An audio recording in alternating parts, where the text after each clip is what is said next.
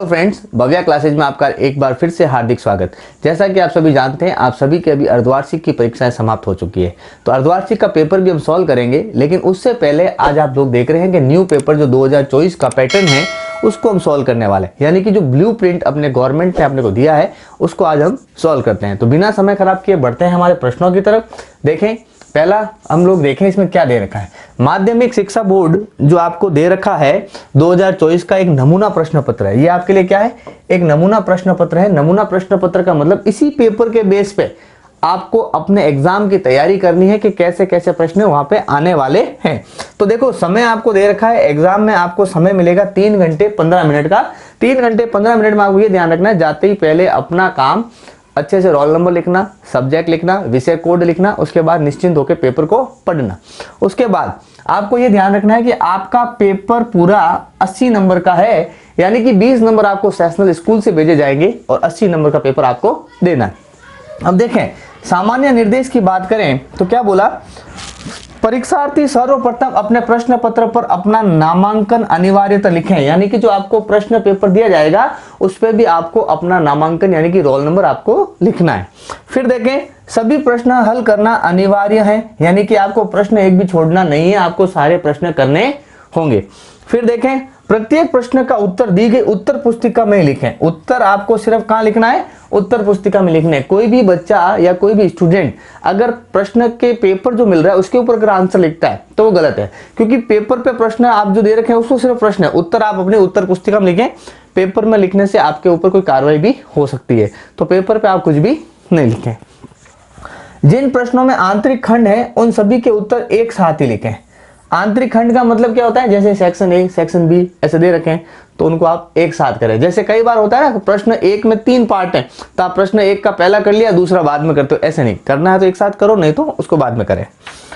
प्रश्न का उत्तर लिखने से पूर्व प्रश्न का क्रमांक अवश्य लिखें। यानी कि अगर आप पहला प्रश्न कर रहे हैं तो क्वेश्चन 1, फिर यहां लिखें आंसर और उसके बाद यहां से अपना प्रश्न का आंसर लिखना शुरू करें। ठीक है, अब हम देखते हैं आगे क्या दे रखा है। हाँ, सबसे पहला है बहुविकल्पीय प्रश्न। बहुविकल्पीय प्रश्न का मतलब होता है ऐसे प्रश्न जिनका उत्तर आपको A, B, C, D 4 जो ऑप्शन दे रखे हैं उनमें से आपको देना है।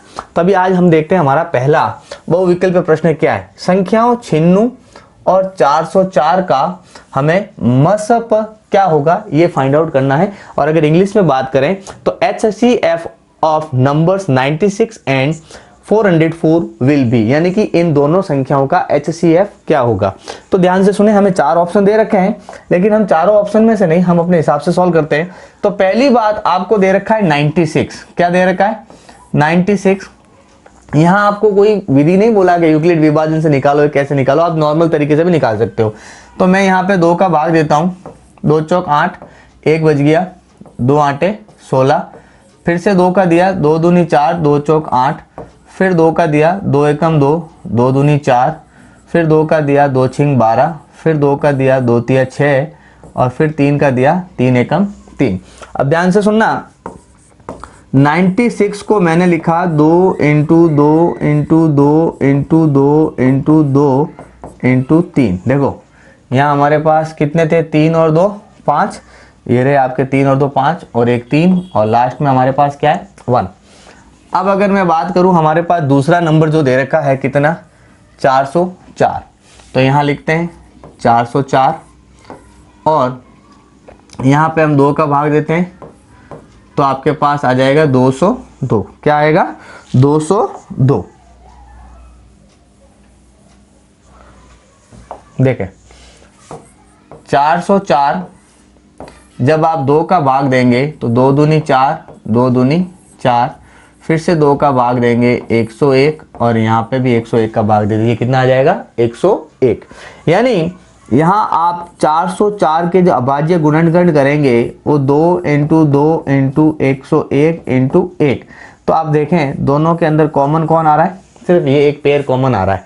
तो यानी कि हम लोग HCF जो है 2 इंटू 2, यानी आपका HCF कितना आया? 4। ये सारा काम आप रफ में फटाफट कर सकते हैं। उसके बाद आप अपना आंसर यहां से लगा सकते हैं। आपका आंसर 4 आया, यानी कि आपका आंसर 4 होगा। हिंदी मीडियम या इंग्लिश मीडियम दोनों में ही आपका आंसर 4 होगा। क्लियर।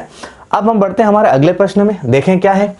कह रहा है यदि बहुपद px x square minus 2x x square minus 2x minus 15 के शून्यांक a और b हैं तो ab का मान क्या होगा। ab का मान का मतलब है यहाँ पे आपसे पूछा गया है a इंटू b का मान कितना होगा। इंग्लिश मीडियम की बात करूं तो कह रहा है if the zeros of the polynomials px is equal to x square minus 2x minus 15 are a एंड b then the value of ab will be, right. तो यहां हम लोग देखते हैं एक्स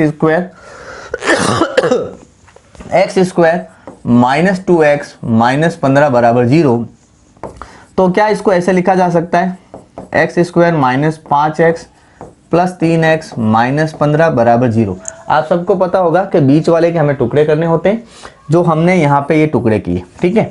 तो अब इन दोनों में अलग दो पेयर बन गए। यहाँ आपके पास एक x कॉमन आएगा तो x माइनस 5, और यहाँ आप लोग 3 कॉमन लेंगे, वो भी किसका, प्लस का। तो ये x प्लस माइनस तीनों पंजे 15 बराबर 0।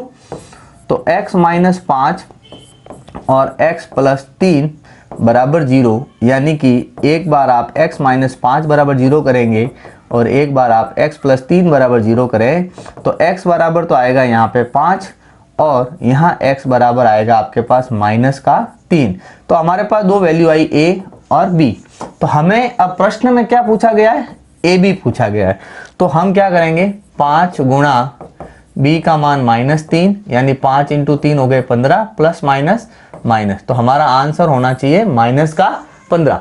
चेक करें a b c और d, यानी यहाँ पे आपको आंसर दे रखा है यहाँ पे। तो ये हमारा दूसरा प्रश्न हुआ। बहुत ही सिंपल क्वेश्चन है, बहुत छोटे छोटे प्रश्न है, इनको आप रफ में सॉल्व कर सकते हैं और चाहे तो फेयर बुक में भी नंबर लगा के डायरेक्ट सॉल्व करके अपना आंसर लिख सकते हैं। देखते हैं अगला प्रश्न क्या कह रहे हैं।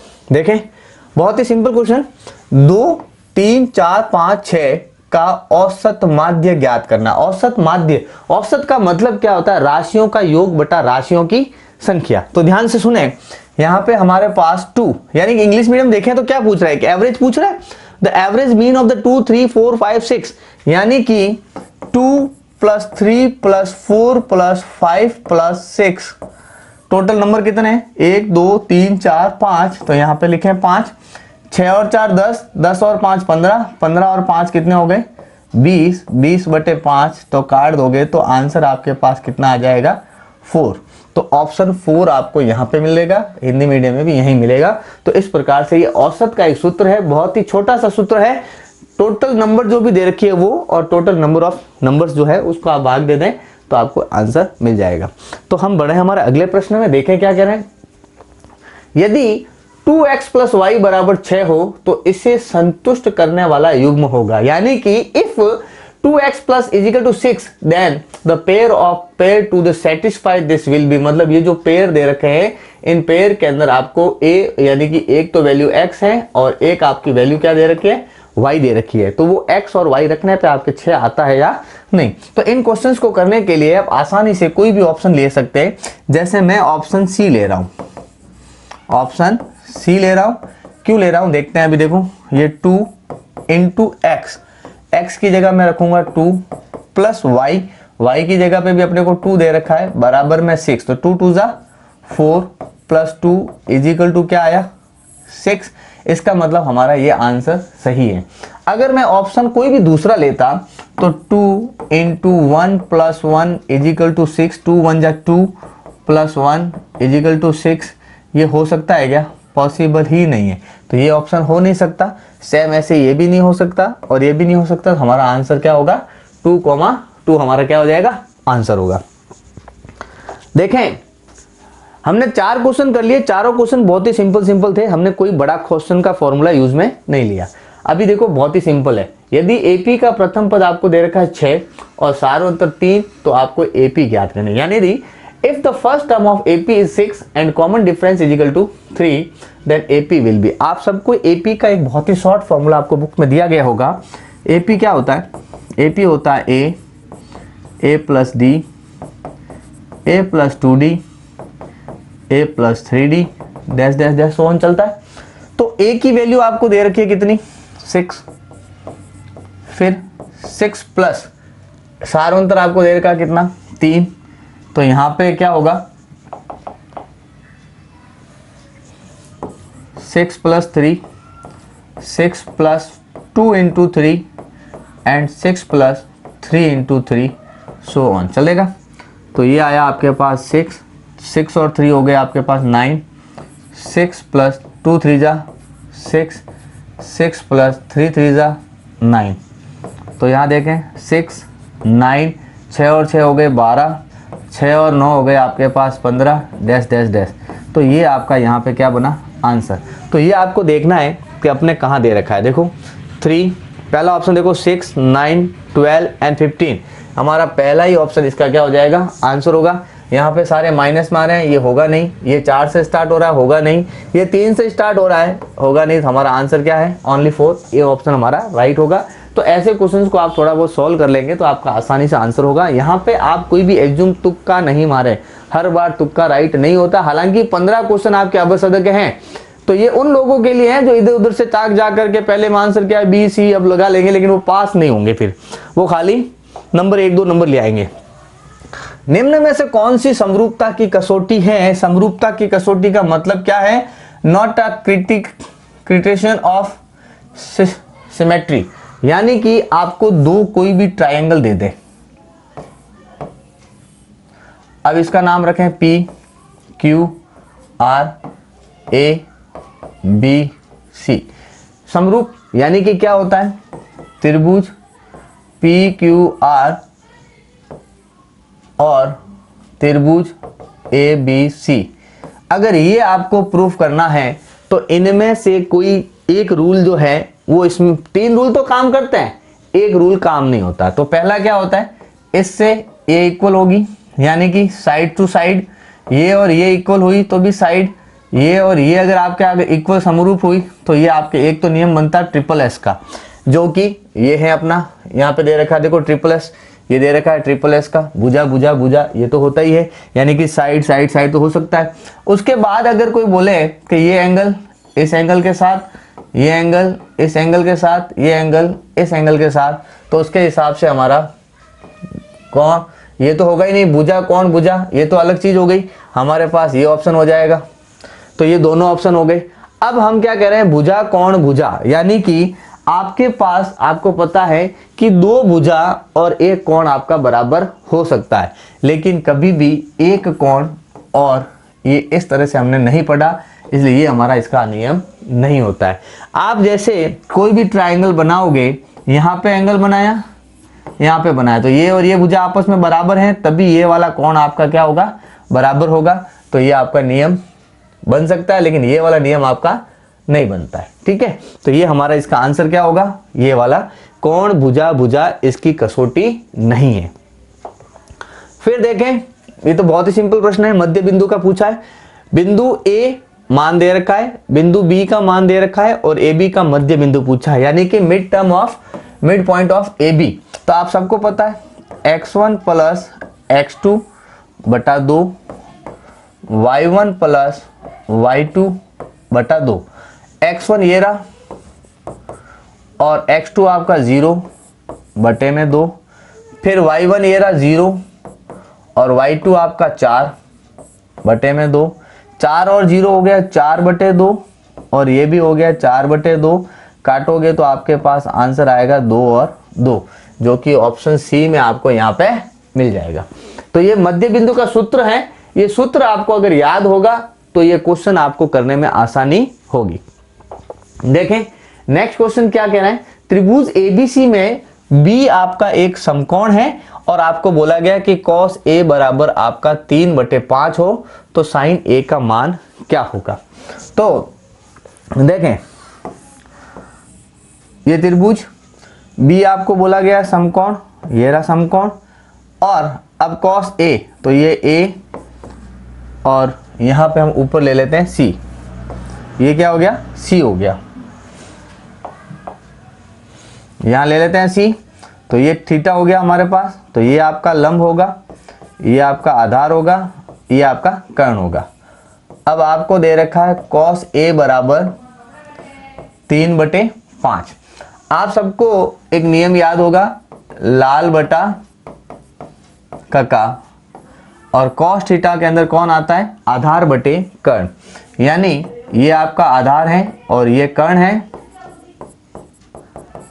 तो लंब ज्ञात करने के लिए क्या होगा, कर्ण स्क्वायर माइनस आधार स्क्वायर। तो कर्ण का मान है 5 और आधार का मान है 3। 5 का स्क्वायर 25, 3 का स्क्वायर 9, घटाओगे तो 16, यानी L का मान आ जाएगा 4, यानी 16 किसका स्क्वायर है, 4 का। तो L का मान 4 है। अब हमसे पूछा किसका मान है, साइन का। तो आप सबको पता होगा साइन का मान क्या होता है, साइन का मान होता है इसके हिसाब से लंब बटे कर्ण। तो लंब हमारे पास कितना 4, कर्ण कितना 5, यानी कि 4 बटे 5। ऑप्शन चेक करेंगे, बी हमारा ऑप्शन क्या होगा, राइट हो जाएगा।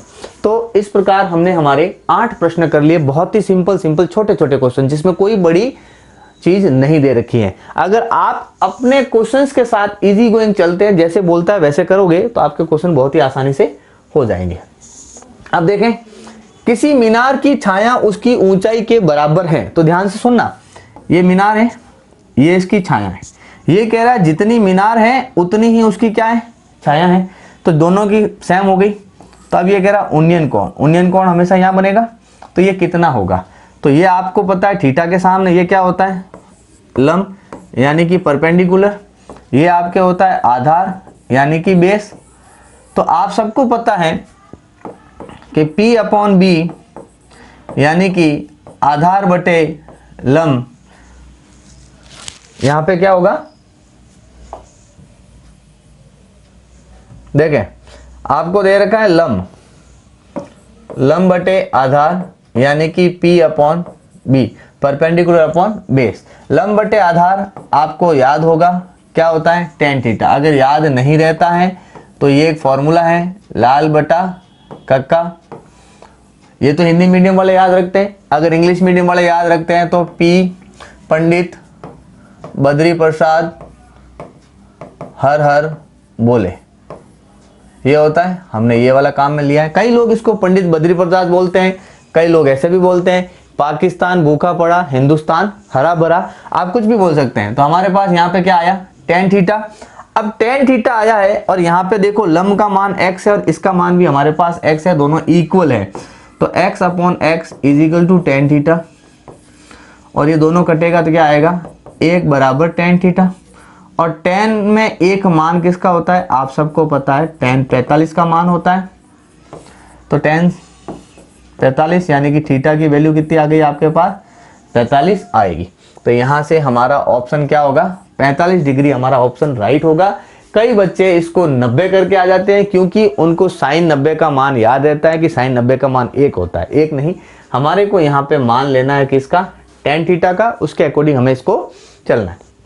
तो देखें अगला प्रश्न, वर्ग अंतराल यानी कि वर्ग चिन्ह यानी कि इंटरवल, क्लास इंटरवल पूछा गया। आप ध्यान से सुने, हिंदी में कंफ्यूज नहीं हुआ है। इंटरवल का मतलब स्कूल में इंटरवल होती है 10 मिनट की, 20 मिनट की, 25 मिनट की, 30 मिनट की, जो भी इंटरवल होती है।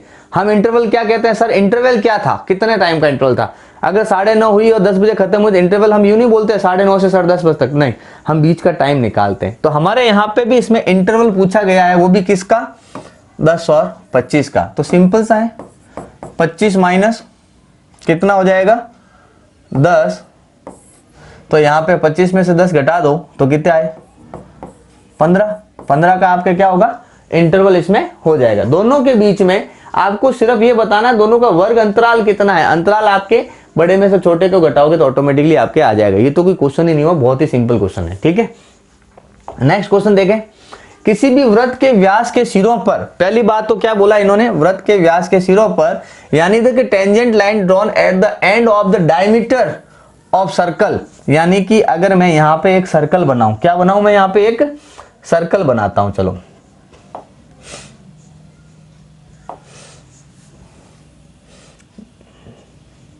ठीक है, ये हमने सर्कल बना दिया। अब इसको यहां ले लेते हैं। अब ये हमारे पास सर्कल है, ठीक है। अब सबसे बड़ी बात क्या है, इन्होंने बोला है कि ये जो सर्कल है, इस सर्कल के व्यास यानी यहाँ पे ये आपका क्या होगा, व्यास होगा, तो ये ओरिजिन पॉइंट O। अब ये कह रहा है व्यास के सिरों पर आपको क्या करनी है, 2 टेंजेंट यानी कि स्पर्श रेखाएं खींचनी है। मान लो कि ये स्पर्श रेखा आपकी A, ये B, ये C और ये D।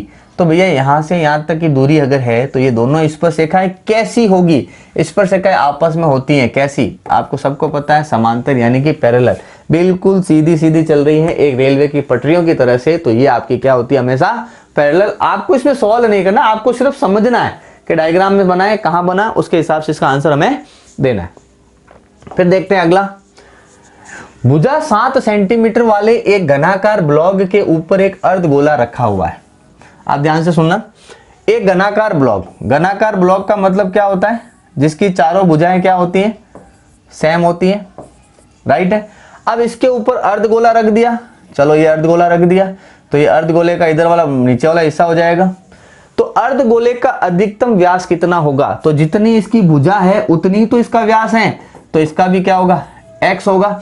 तो अब ये क्या कह रहा है, भुजा की लंबाई कितनी है, 14। तो यहाँ पे हमारे को x का जगह यहाँ पे 14 दे रखा है, यानी कि आपको इसने ये बोला है कि ये एक 14 सेंटीमीटर वाला एक वर्ग है और इसके ऊपर एक आपको आधा गोले वाला कटोरा रखा है। तो जितनी ये व्यास तो इतना ही आया ना, तो इसका आंसर भी हमारा कितना होगा, 14 सेंटीमीटर ही हमारा आंसर होगा। क्यों, क्योंकि जितना वर्ग है उतना का उतना हमारे को यहाँ पे क्या मिलेगा, आंसर मिलेगा। लेकिन देखें यहाँ पे आप लोग देखें हमने क्या किया, x तो हमने माना एकदम सही, पर हमने क्वेश्चन में देखा नहीं। एक बार देखें, प्रश्न पढ़े, यहाँ पे सेंटीमीटर कितना दे रखा है, 7 सेंटीमीटर। अब इसको अच्छे से समझें, ये है आपका 7 सेंटीमीटर यहाँ पे, यहाँ पे, यहाँ पे, यहाँ पे। ये क्यों बोला, क्योंकि ये आपको क्या दे रखा है इसने, घनाकार। घनाकार यानी कि घन की सारी भुजाएं आपस में क्या होती है, समान। अब इसके ऊपर अगर मैं ध्यान से सुनना एक बार, सपोज करो ये घन है, अब मैं कोई बड़ा कटोरा रखूंगा तो घन छुप जाएगा। तो कटोरा उतना ही रखना है जो उसके घन के ऊपर बराबर सेट हो सके। तो सेट होने के लिए कटोरा भी फिर उसके हिसाब से यहीं तक आएगा। तो अब यहां तक आया तो इसका व्यास कितना आया, यहाँ पे आपको देखो आंसर दिख रहा है 7 है। तो हमारे प्रश्न के हिसाब से 7 दे रखा है, इसका मतलब हमने जो एज्यूम किया वो नहीं लेना है, हमारा आंसर क्या होगा, 7 सेंटीमीटर हमारा यहाँ पे आंसर हो जाएगा। क्लियर। अब हम बढ़ते हैं हमारे अगले प्रश्न में, देखें क्या कह रहे हैं। 13 आपका जो 13 नंबर प्रश्न है, 13 नंबर, एक वृत्त के प्रत्येक चतुर्थांश के कोण का मान ज्ञात करो। अब आपको मान ज्ञात नहीं करना, आपको समझना है। ध्यान से सुने, मैंने आपको क्या बोला, चतुर्थांश। अब चतुर्थांश आपको निकालना है, चलो कोई बात नहीं। देखो ये आपका वृत्त हो गया, ठीक है। अब अगर ये वृत्त है तो आप समझदार हैं, ये अपन वृत्त ले लेते हैं, ठीक है। अब इस वृत्त का इन्होंने बोला है चतुर्थांश। चतुर्थांश का मतलब क्या होता है, एक रोटी के 4 टुकड़े कर दो, यानी कि इस वृत्त के भी आपको कितना करना है, 4 टुकड़े, चौथा हिस्सा निकालना है। तो ये पहले तो मिड पॉइंट ले लेते हैं, ये हो गए 2 हिस्से, ये हो गया 4 हिस्से। चतुर्थांश का मतलब ये वाला, तो आपको खुद को दिख रहा है ये क्या बन रहा है, 90। और ऐसे भी नहीं पता चले तो टोटल कोण कितने के डिग्री का होता है, ये पूरा होता है 360 का। और कोण के टुकड़े हो गए कितने, 4, तो भाग दोगे तो आपके पास आंसर कितना आएगा, 90 डिग्री। यानी कि हमारा आंसर कितना होगा, 90 डिग्री आपका आंसर हो जाएगा। चतुर्थांश में चारों कोण आपके 90 डिग्री के बनते हैं। तो इसको सॉल्व करने की जरूरत ही नहीं है, 1 नंबर का क्वेश्चन है, आराम से समझ के भी कर सकते हैं और रट्टा भी मार सकते हैं। फिर देखें, एक पासे को उछालने पर 6 से बड़ा अंक। अब मेरी बात सुनना, ये पासे हैं, आपने लूडो खेल रखा होगा, लूडे में आप देखेंगे पासे में टोटल अंक कितने होते हैं। एक में 1 बिंदी होती है, एक में आपके 2 होती हैं, एक में आपके 3 होती हैं, एक में आपके 4 होती हैं, और एक में आपके 5 होती हैं, और एक में आपके 6 होती हैं। इसी तरह से होती है पासे के अंदर टोटल। अब देखो 1 2 3 4 5 और 6, मैक्सिमम से मैक्सिमम बड़ा नंबर कितना है, 6 ही है, 6 से बड़ा नंबर नहीं है। लेकिन ये क्या कह रहा है, 6 से बड़ा, यानी कि ये यहाँ पे भी कह रहा है ग्रेटर देन 6, 6 से बड़ा अंक आना। तो 6 से बड़ा अंक है ही नहीं, तो आपकी प्रायिकता भी कितनी होगी, जब संख्या ही नहीं है तो इसका मतलब प्रायिकता कितनी हो जाएगी आपकी, 0। यानी घटना घटेगी ही नहीं। मैं बोलूँ मैं तुम्हारे घर आऊंगा ही नहीं, तो बताओ प्रायिकता क्या होगी, जब मैं आऊंगा इन तो प्रायिकता कैसी, मैंने खुद नहीं मना कर दिया। तो यहाँ पे क्या होगा, ये आपकी 6 से बड़ा अंक आने की कोई प्रायिकता नहीं होती। इसका मतलब आपका आंसर क्या होगा, यहाँ पे ये आंसर आपका बनेगा। ठीक है, नेक्स्ट क्वेश्चन देखें। बहुत अच्छा प्रश्न है ये, आपके समांतर श्रेणी का दूसरा प्रश्न आ गया है। ध्यान से सुने, पहला एक सवाल और था जिसमें हमें एपी बनाने के लिए पूछा गया था, और दूसरा सवाल आपसे पूछा गया है क्या, 11वां पद। तो ध्यान से सुने, ये जो प्रश्नावली है समांतर श्रेणी यानी कि अर्थमेटिक प्रोग्रेशन, इसमें 2 क्वेश्चन आपके ऑब्जेक्टिव वाले में आएंगे, यानी एक एक नंबर के 2 क्वेश्चन आपको इसमें से मिलेंगे। तो इस प्रश्नावली के जितने भी छोटे छोटे सवाल हैं उनको आप अच्छे से तैयार करें ताकि आपके 2 नंबर तो कंफर्म हो जाए। तो देखें आपको क्या दे रखा है, -3, 1/2 और 2 का 11वां पद। तो पहली बात तो मुझे क्या ज्ञात करना पड़ेगा, डी, वो होता है a2 - a1।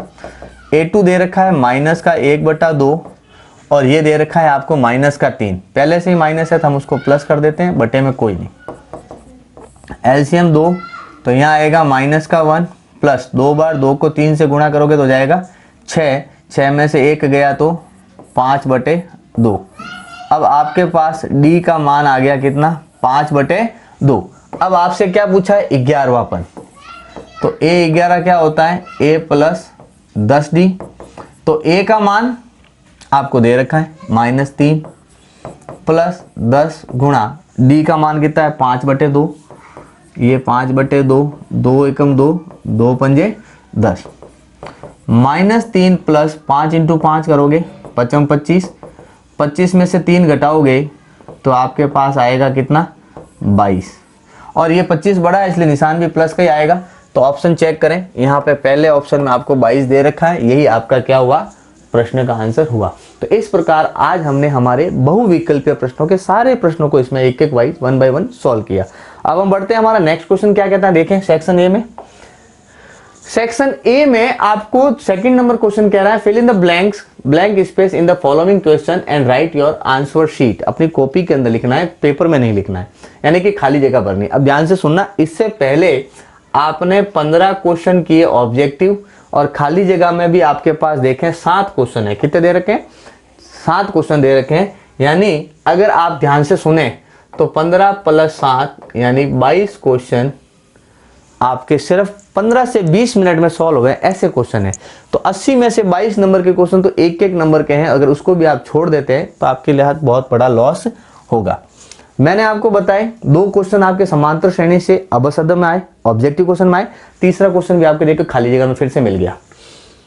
एपी 3, 1, -1, -3, ये एपी दे रखी है का प्रथम पद यानी कि फर्स्ट टर्म इज, आपको पूछिए ना फर्स्ट टर्म यानी जो पहले आता है। तो यहां पे सबसे पहले कौन आया, 3, तो ये इसका आंसर हो गया 3। फिर इसने पूछा सार्वंतर कैसे आता है, दूसरे में से पहले को घटाने पे, तो 1 - 3 यानी आपका आंसर कितना, -2। बहुत ही सिंपल क्वेश्चन। फिर पूछ रहा है cos स्क्वायर 60 sin स्क्वायर 60, आगे पीछे कर दिया, क्या फर्क पड़ा, हम लोगों को पता है sin square theta plus cos square theta always क्या होता है 1। यहाँ पे थीटा सेम है, यहाँ पे भी क्या है 60 सेम है, इसका मतलब इसका आंसर भी कितना आएगा, 1 आएगा। बहुत ही आसान।